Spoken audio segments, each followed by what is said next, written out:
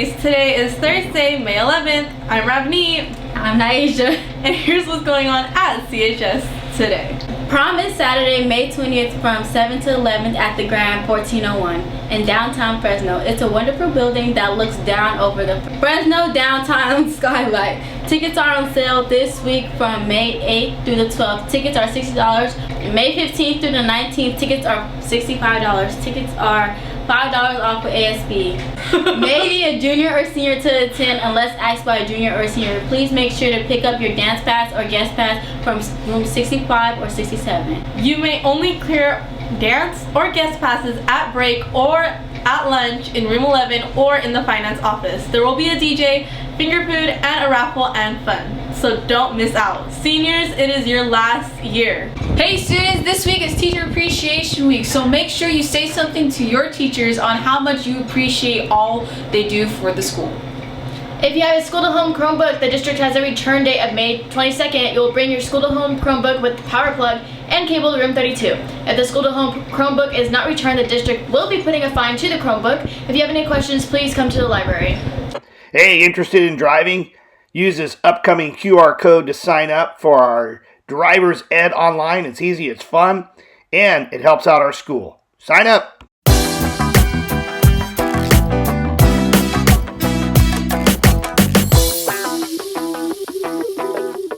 Club news. The library is closed at lunch today.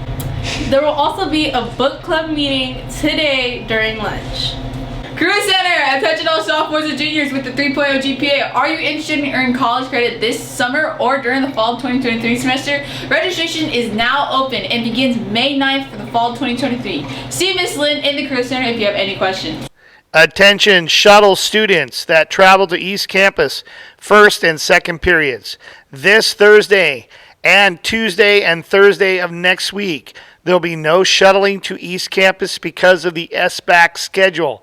We will use RC as a safe place for those students to do their work. Ag News, if you're interested in helping at the dinner dance on Saturday, May 13th or Sunday, May 14th, sign up on the Google Classroom. If you're interested in joining a crop cooperative, stop by Ag 2 at break or lunch to see Ms. Ramirez. If you're showing an animal at the fair, you must complete the YQCA training. The in-person cost is $3 and the online cost is $12, open to any species. The National Delegate application is now available in the FFA Google Classroom and is due June 1st. Sports news. Swim and Dive Championships, CIF State Championships, start at Clovis West. Start 9 a.m. Swim meet is all day. Asian American itself is such a recent invention as a label, as a category of identity. You know, it's only about 60 some years old, and it's always been in flux, even from the very beginning. So who counts as Asian? Pacific American? That has evolved over time. To understand the origins of Asian American, Native Hawaiian, Pacific Islander Heritage Month, as it's called now, we really have to backtrack all the way to the 1970s. The 1970s is this really exciting moment when Asian Americans and Pacific Islanders, for the very first time, play an active role in shaping policy. The two key factors for understanding how the Asian American 1970s came about was really the Black Freedom Movement. That is the dedicated insistence of Black Americans for racial justice that really had this incredible momentum through the middle of the 20th century. The second factor is actually what's called the Asian American Movement.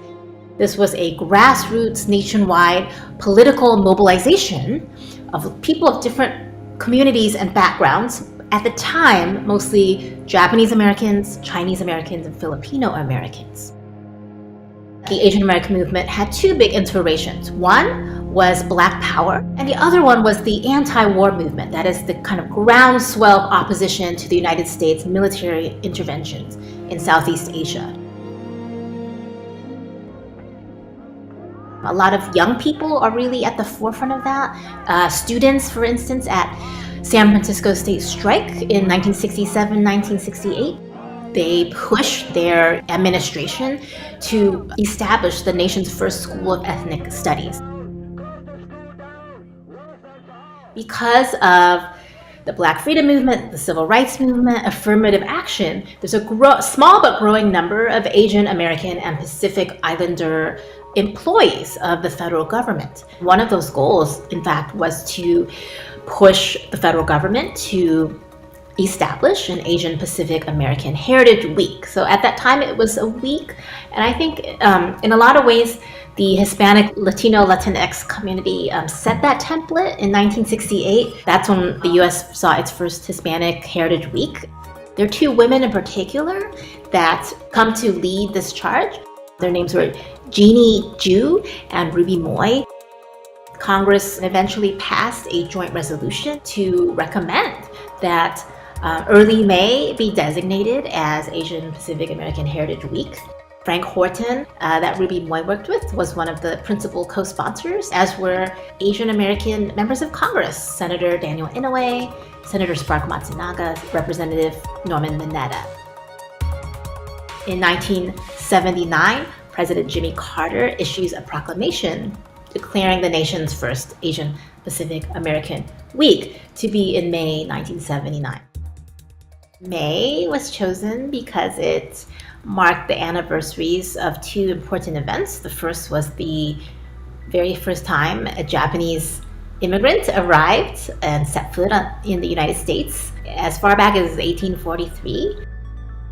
In 1869, the Transcontinental Railroad was completed in the month of May, and Chinese workers built most of the western portion of the Transcontinental Railroad. By the early 1990s, the first president, George Bush, expanded a week into a month. In the support of Jeannie Ju and Ruby Moy, we established Asian Pacific American Heritage Week. And now I'm proud to take one more step and proclaim this May to be the first Asian Pacific American Heritage Month.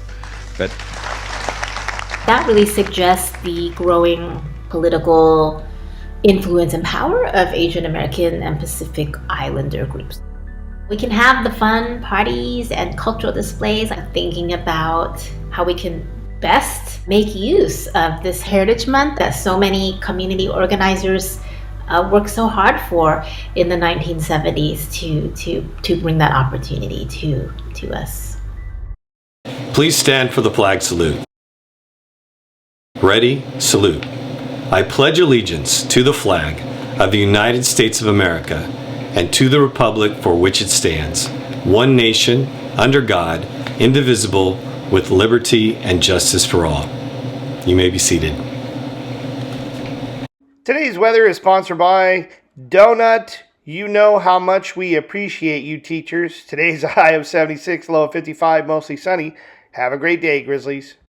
The riddle of the day, and for this one, we're giving away a couple of t-shirts. Here's the riddle. 4 legs up, 4 legs down, soft in the middle, hard all around. What am I? And that's all the news we have for you today, Grizzlies. And don't forget to follow us on Instagram and Twitter at CentralHS_. I'm Nigel Terry. And I'm Remy Carr. And we'll see you later.